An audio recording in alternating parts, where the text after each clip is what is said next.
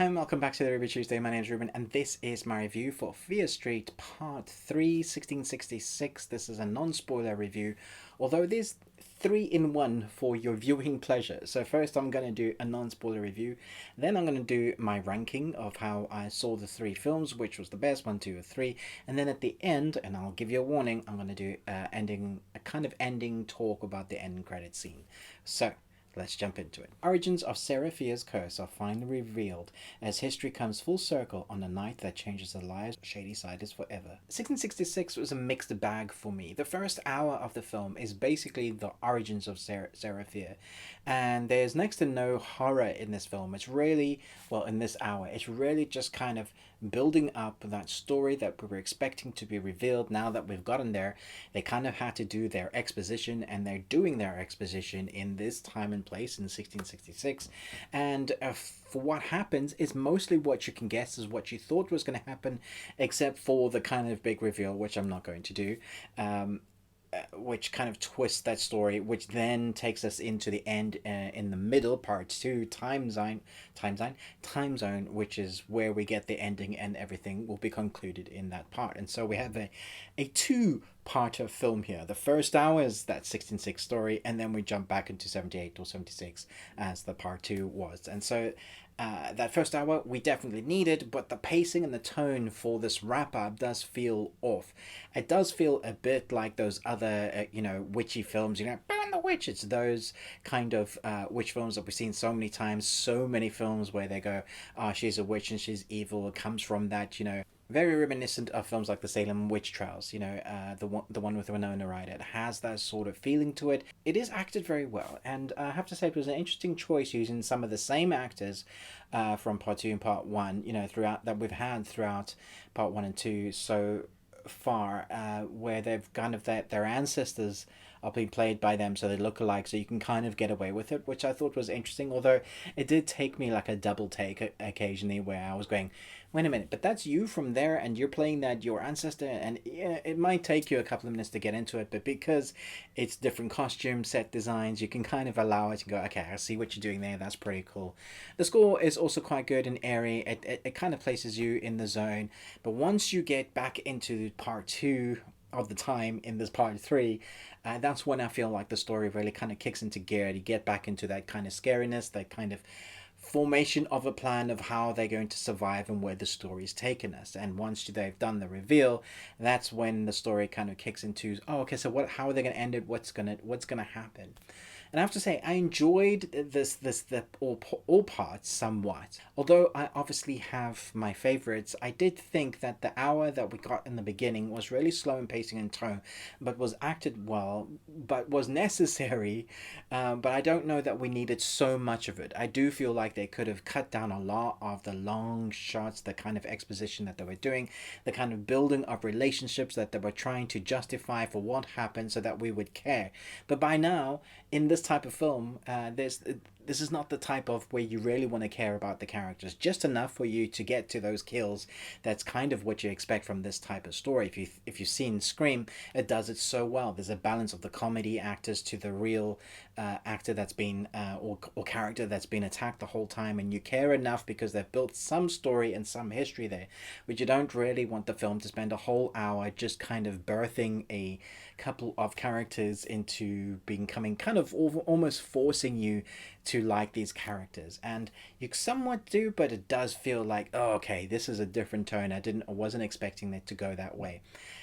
Had the film just been about that, I think it stayed in that time zone, you would have maybe fell more into that kind of completion of going, okay, that's this, but I don't know how they would have wrapped up that story. So that was kind of the only way to go.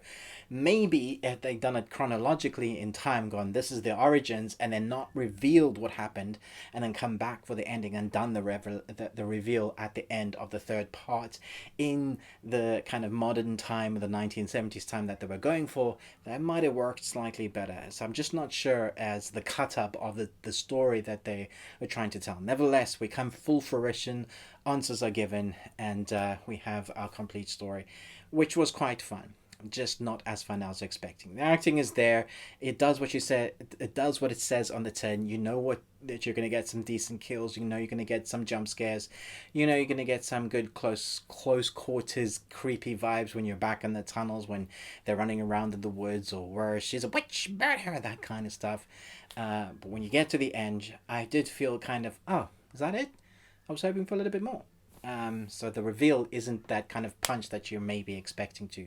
Maybe that's because they're building up over 3 films. So I'm going to give this a C+. So next is my ranking. I have to say, when I watched the first part, I was really into the kills they gave us. I thought some of them were really unique and different. Some of the characters we had, I didn't want to die. So that shows that I was really into the characters enough for me to care about them. They'd done enough for me to go, oh, I don't want that person to die. Oh no, you killed off one of my favorite characters. And so the first part is probably going to sit in my second place position.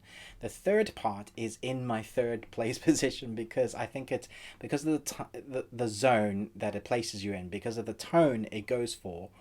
I just didn't feel like it was as good as the others. So that places the second one in my first place because I think they'd worked off from the first part to make the second part more interesting, and the way they left it and made it kind of jump into the second one, you kind of knew what was happening. They built off the first one because of the time, and then the characters we get stuck with, the kind of the cliche stuff that kind of works in this one with the kills in the mall, the trapping system. I thought that was all very good, and really part 2 picks. You have a bit of part 2 at the end of part 1, and you have a bit of part 2 at the end of part 3. So really that is the core story that they're telling, which is probably why I would rank it 2, 1, 3. And I think that's probably what most people will go for. I know some people have been really disappointed with this because they're big fans of the books, and it just hasn't lived up to the hype of the feeling that they were hoping they were going to get for. Coming from someone that hasn't read many of them, has only read a few of the Goosebumps from R.L. Stine, so I'm not like massively close to it. I thought this was okay and probably more enjoyable. I'd probably go A-, B+, and C+ in that ranking. I feel like I've changed my position on the rankings, but that's what it is. It is place number 2 in first position, number 1 in second position, and part 3 in 3. And so that is my review, and I'm going to talk about the end credit scene. So this is your spoiler warning. So when we have the sheriff whose family have been killing off the townspeople of the Shadysiders with the deal, the pact that they made with the devil, basically, for over 300 years, we finally see him get killed or smushed down to goo. Or that's what we thought. We thought that he died and that goo bubble thing in the cave just kind of dissipated into nothing. There is a moment when one of our main protagonists is running past that and you see a bunch of flies just on that. It's like they are drawn to it. There's also a moment, if you go back to 1666, where the father of the priest who is possessed also has a couple of flies, not because he's rotten, it's just felt like it was their representation of evil on that. And then we get that clip. And the reason why I'm talking about that is then we get that clip with the book. And everybody, I'm sure, as watching this, said, well, why haven't you picked up that book? Somebody's obviously going to pick up that book and do their own spell thing. And we get a hand that grabs it. We see a couple of flies on the book. And you're like, well, someone that's possessed, or this is where my mind goes, someone that's possessed, still, that they haven't completed the storyline quite yet, has picked up the book and is now going to, go and deal with more shenanigans. My theory is that the sheriff actually isn't dead. Well, his body is, but he's still possessed because he's made the deal that he's done. That there's a repercussion of what has happened. They haven't quite figured out all the ins and outs of it, and he may still be alive. Although, if you've counted all the killers that were taken out, and when the mush went disappeared, was there anybody else left? This is what why my thinking is it could still be the sheriff who grabbed the book. But if you know someone else you think it is, let me know in the comments below. I think that's who it might be. Do you even want a part 4? And where would the story go with that? Thanks so much for watching, but most of all, until next time, remember, live long and Tuesday.